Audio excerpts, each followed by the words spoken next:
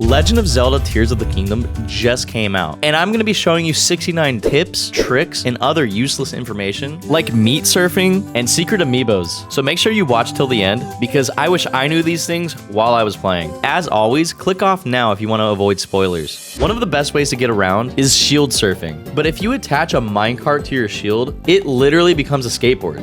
This game is actually Tony Hawk's Pro Skater, but an even better option, frozen meat. You can fuse frozen meat to your shield and it will act like a super skateboard. And let me tell you, this thing hauls ass. Speaking of shield surfing, you can actually use this trick to surf over gloom easily. You can use muddle butts to trick enemies into fighting for you, which also works on smaller bosses. This can lead to some pretty funny interactions.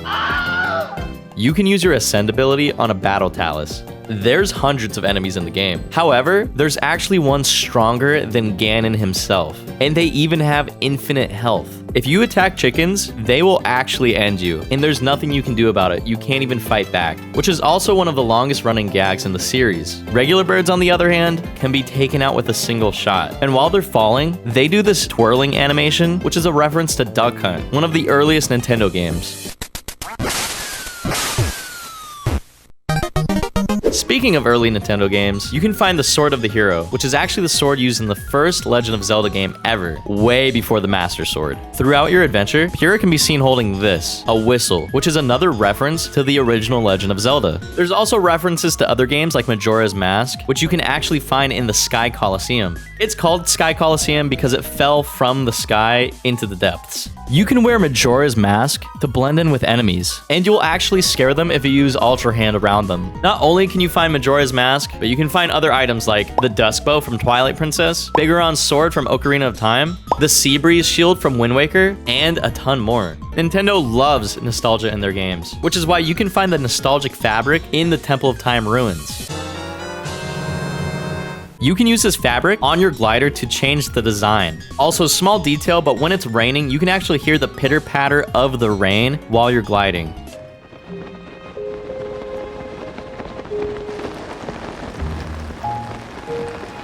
While cooking, Link likes to hum songs from other games.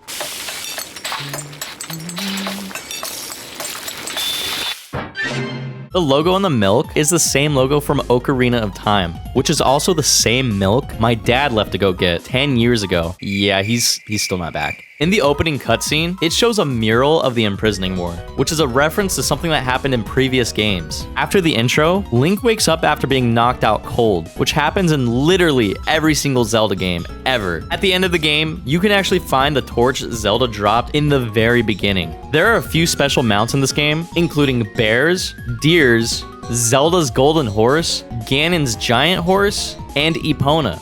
If you played Breath of the Wild, your horses will carry over into Tears of the Kingdom. A lot of the Hylian NPCs around Hyrule are actually just based on Miis. If you don't wear clothes around Hyrule, a lot of the NPCs will have funny reactions, like this. Hey yo, what the fuck? Zoras love when you get them wet. Hey yo, what the fuck? A lot of the NPCs like to ramble on in this game, so sometimes it's really easy to miss something. Luckily, you can press Y and actually go back and see anything in the previous conversation. You can throw pine cones in a fire to get a huge updraft. Hot air balloons don't need flame emitters, just any source of fire. You can combine the last two things together to get a super fast hot air balloon. By the way, if you like this video, make sure you leave a like and subscribe because this took me forever to make. You can actually attach wheels pretty easily, even if the main thing is flat on the ground. Also, it took me forever to realize this, but you can just press ZL to flatten anything you're holding with Ultra Hand. I wish I knew this in the beginning because I spent so much time trying to figure out how to rotate things back to normal. Fans sound exactly the same as the spin dash attack in Sonic Adventure.